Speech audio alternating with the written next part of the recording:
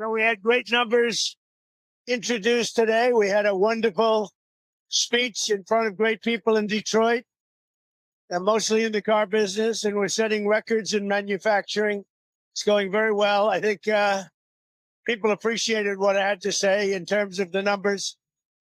So we're very happy about that. I'm going back to the White House now. We're going to look at the whole situation that's going on in Iran. It's really bad stuff. And Minnesota's going to have to take care of itself for a little while. We have tremendous theft and fraud going on in that state because you have an incompetent governor, grossly incompetent governor, and a corrupt governor.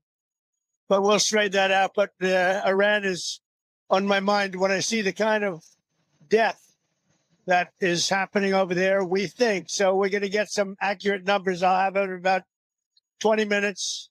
We'll get some accurate numbers as to what's happening with regard to the killing. The killing looks like it's significant, but we don't know yet for certain. I'll know within 20 minutes.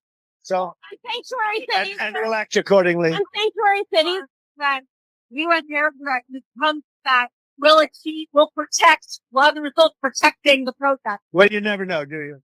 You never know. Do you think it's So far, my track record's been excellent, but you never know. do you think it's going to be something kinetic like that, or more like cyber? Or Well, I can't tell you that. I know exactly what it would be. We have to make a decision, Sir, but I can't be. Obviously, I can't be telling you. timeline, yeah, timeline. Sir, Jamie Dimon said today that it's not a great idea to be chipping away at the Fed's independence. Do you think Jamie Dimon's wrong about that? Yeah, I think it's fine what I'm doing. We have a bad Fed person. He was extended by Biden, and yeah, I think he's wrong. I think it's wrong. He's done a bad job. We should have lower rates. Jamie Dimon probably wants higher rates. Maybe he makes more money that way. On sanctuary cities, there are also was talking about the 10% credit card. The House Speaker said that it could have negative side effects if it was imposed through Congress. Are you concerned about that? Have you talked about No, I'm not. I think that people that are paying 28% interest should be protected. We're talking about for a 1-year period, but when you have a bank, whether it's Jamie Dimon or anybody else, charging people 28, 32%, 30%, 31%, one case 35%. No, I'll help those people. That's all right. sanctuary cities, sir. In your speech, you said It's a 1 year, 10%. Let the people have a break. in your speech you said that you're going to be cutting off funding for sanctuary cities on February 1st. That's right. What kind of funding? You'll see. It'll be significant. All federal funding? On healthcare, is there something that you can do with the insurance companies to bring down premiums like you're doing with? Yeah, I'm going to meet with the insurance companies, but I want the money to go directly to the people. It's very simple. Into a healthcare savings account, but directly to the people so the people can buy their own healthcare. on Thursday will be the 6-year anniversary of you signing the Phase 1 trade deal with China, the signature on it. That deal opens Chinese markets to U.S. goods. It's protecting the intellectual property. Can we get back to that? Yeah, we can. We can do it very well with China. I have a great relationship with President Xi, as you obviously know. We're doing really well. We're making a lot of money with China. But can you open their markets to U.S. goods? Yeah, I think so. Yeah, I think it's going to happen. Intel Says that it will retaliate in the instance of U.S. strikes against U.S. assets in the Middle East. What do you say to U.S. service members about why it's worth the risk to intervene in Iran? Yeah, Ron said that the last time I blew him up with the nuclear capability, which they don't have any longer. So Iran said that the last time. They better behave. Intel stock is really high after you invested. Are you going to invest more in Yeah, Intel? I like it. So, well, I don't know about Intel, but I'll invest more in other things. So, as you know, Intel came to see me. They needed help. And I said, I'll help you, but I want 10% of your company to go to the United States of America. And we made, because of that deal, tens of billions of dollars. The stock went very up and very high, and we made tens of billions of dollars. They walked away and they gave us a lot of money, but they did a great deal for themselves because their stock has gone up. As soon as we went in, Apple went in, NVIDIA went in, a lot of smart people went in, they followed us. So yeah, we're doing that. We've done other of those deals. In Alaska, we did a deal where we got a big piece of a company where we were helping them to get a road. We're the only ones that could have done it. And we said, we want something out of the company for the United States of America. Okay. So I believe in that. We have some other ones that we're looking at.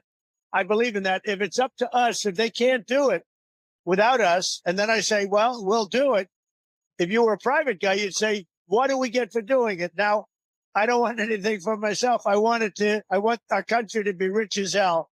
But with Intel, we made billions and billions of dollars, right? So, Mr. President, on Iran, do you have a message for the leaders currently of Iran? Yeah, the message is they've got to show humanity. They've got a big problem. And I hope they're not going to be killing people. And I'm going to have a report very soon. It would seem to me that they have been badly misbehaving, but that is not confirmed. Secretary Ben 80 hostage rescue effort that ended in disaster. Well, it was a disaster for Jimmy Carter. They had all sorts of problems and the helicopters were crashing and everything. You know what it was? The exact opposite of Venezuela. Do you agree with that? Do you agree as a reporter? Who are you with? Who are you with? I'm with the Financial Times, sir. Oh, good. What's a nice paper? So are you considering not sending U.S. troops into Iran? Why would I tell you that? What? I don't talk about military strategy with a reporter, you know, even though I do like the Financial Times. Are you consulting with our allies regarding Iran? What are they telling you? And why do you think the Well, I'm not going to tell you what they're telling me. I don't tell you what they. The Iranian leadership to define this, President? You think they are? Well, It's only been a couple of days. Well, they said that about Venezuela too, you know. It's only been a couple of days. They haven't defied me. They haven't done anything as far as we're concerned. But it looks like they're killing a lot of people, but it has not been confirmed. I'll know very soon. On Greenland, sir, the premier of Greenland said today, we prefer to stay with Denmark. Do you see that as the Who final said word? that? The premier of Greenland. Well, that's their problem. That's their problem. I disagree with them. I don't know who he is. Don't know anything about him. But that's going to be a big problem for him. Do you want to see democracy in Iran? Ideally, I'd like to see it. But what we want to see is we don't want to see people killed. And we want to see a little bit of freedom for these people. These people have been living in hell for a long time. You know, that used to be a hell of a country. I have friends that used to invest in Iran. And they did well with their investments. It was a great place. The people were great. Even the leadership was good. And now it's living in hell. Thank you very much, everybody. Thank you, sir.